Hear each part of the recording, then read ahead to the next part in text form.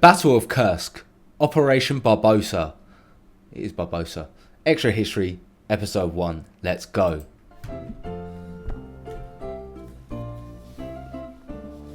Thanks to the folks over at Wargaming, over the next few weeks, we're going to be bringing you an additional set of extra history episodes to talk about the Battle of Kursk, the largest tank battle in world history. But first, we need to set the scene. It's June 1941. For weeks, Nazi Germany's forces have been building along the eastern frontier. Nazi Germany and Soviet Russia have been working together since the Molotov-Ribbentrop Pact of 1939, but that's all about to change. The ideologies, policies, and war goals of these two nations have always been opposed. Tensions have been mounting since the exclusion of the Soviet Union from the Axis alliance between Japan, Italy, and the German Reich. Conflicts over the Balkans have been escalating. Peace cannot last.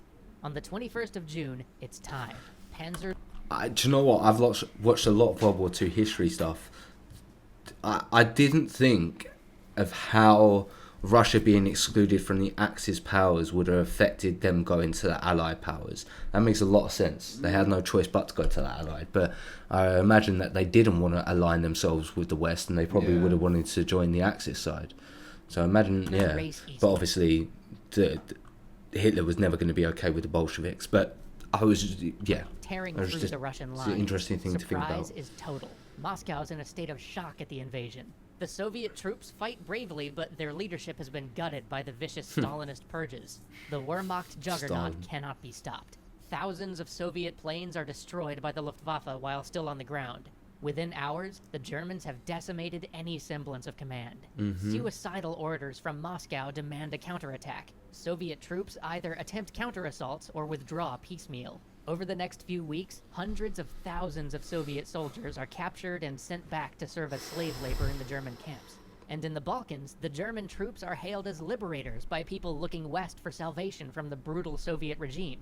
But not all is quite as rosy as it seemed for the Nazi Reich. Despite the incredible losses suffered by the Soviet army, an unacceptably large number of Soviet troops had been able to slip through the gaps between the racing panzers and the infantry mired in crossing the muddy and insufficient roads of the rural European East. And despite the destruction of so many Soviet aircraft, the front the Germans were fighting on was simply too expansive to control, and they'd lost too many pilots and planes in the Battle of Britain.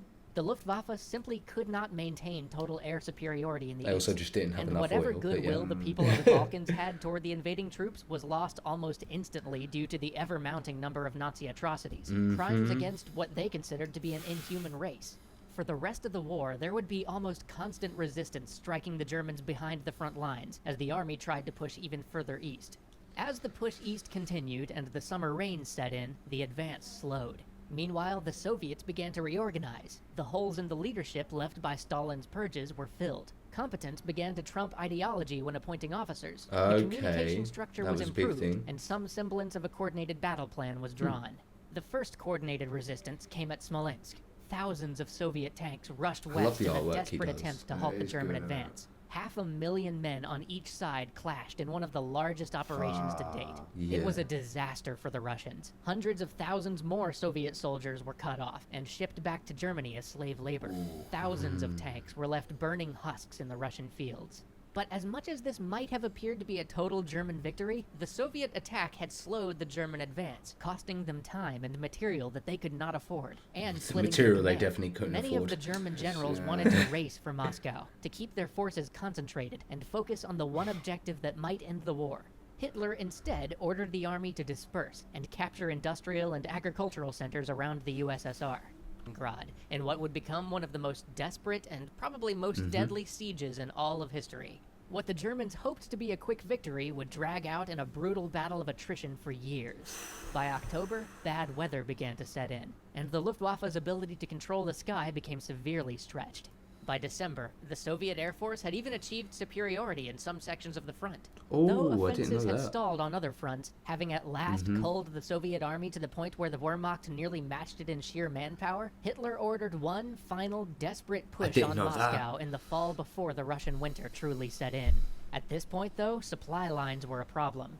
Fuel, munitions, and warm clothing couldn't be transported over the vast distance between the German industrial heartland and the Moscow frontier in time. German divisions were undermanned, and replacements, when they could be found, struggled to make it across the bombed-out roads from Europe to the front. Again, Still, they were the fighting initial at two fronts at that point, and they were just losing men. They had no chance. month of the offensive seemed a success. German troops pushed through the defensive rings around Moscow. By the beginning of November, forces of the Third Reich were at the very gates. But the troops were exhausted. There were no reserves. They'd been fighting continually in the ever-worsening Russian weather for months. The troops needed to rest, but every day the Soviets drew in reserves from its vast territory to the east, regaining strength. By mid-November, the ground froze, and the final push into Moscow began. But the temperature dropped. In early December, it was sometimes as cold as minus 48 degrees Celsius. The fighting was brutal, and the winter itself claimed many lives. It was too much. The drive on Moscow stopped. Operation Barbarossa had failed. Oh, Barbarossa. Then the Soviet Barbarossa. counterattack began. Week after week, they rolled back the German line. The Soviet forces were better prepared for this harsh winter, and began to regain their footing against the freezing and exhausted forces of the once unshakable German army. But even The old Russians do know how to fight in the winter, don't they? I want to go as against the them. German offensive stalled in the north, a new objective was decided upon in the south: Stalingrad. By summer of 1942, the Wehrmacht began driving toward its new goal, and towards oil fields in the south of Soviet territory. By the fall of 1942, it was clear that the oil fields wouldn't be captured by the onset of winter, so all eyes turned to Stalingrad. The leaders of both nations decided this was the line. No land beyond the Volga, declared Stalin, and Hitler demanded that this city named after their foe must fall. Within days of the offensive's beginning, the Luftwaffe had reduced the city to rubble. But rather than surrender, the Soviets just dug into the ruins of the city. Fighting was brutal house-to-house combat. Grand strategy You do broke just dig down in into when you're 1,000 defending your small homeland, though, actions don't of a you? handful of men fighting for the bombed-out remains of a factory or an apartment building. But both sides just kept sending men into the meat grinder that was Stalingrad. By November, the Germans had pushed up to the very banks of the Volga. But even as German troops were approaching the Volga, the Soviets had another plan taking shape. The Germans had been so focused on the city that their defensive line along the front around the city had weakened. This German army had been so used to being on the offensive that it had let its defenses slip, and the Soviets planned to make them pay for that mistake. Soviet forces smashed through the thinly defended lines around the city, crushing the Romanian forces that were supposed to serve as the flank for the German 6th Army in Stalingrad. Rapidly, the Soviets closed the circle. The 6th Army was now pinned, with their forces from Stalingrad on one side and the Soviet counteroffensive push on the other. Initially, a breakout was suggested, but members of the Luftwaffe convinced Hitler that they could provide supplies by air to help the pinned army fight on. But it was nowhere near enough. The trapped forces began to starve. Every day, more of the planes, so desperately needed for resupply, were shot down. A push to relieve the forces was made, but stalled out, as the trapped forces were too exhausted to make a breakout, and their commander was 'Cause you unwilling to waited too defy long. Hitler's order to hold firm. At last, the Soviets offered surrender terms to the 6th Army, but the offer was rejected because of Hitler's order. The trapped, hopeless troops fought on. Finally, by the first days of February, resistance collapsed. But even when personally captured, the commander of the 6th Army Group refused to surrender. As 1942 turned into... Did you see the little Hitler on his shoulder in that little picture there? Oh, Look at it. you refuse to surrender.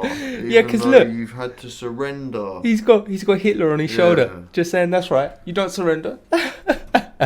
Oh. I mean, if you say you surrender, I'd imagine you die. Mate, I'd fillet Commander his of the ball sack, man.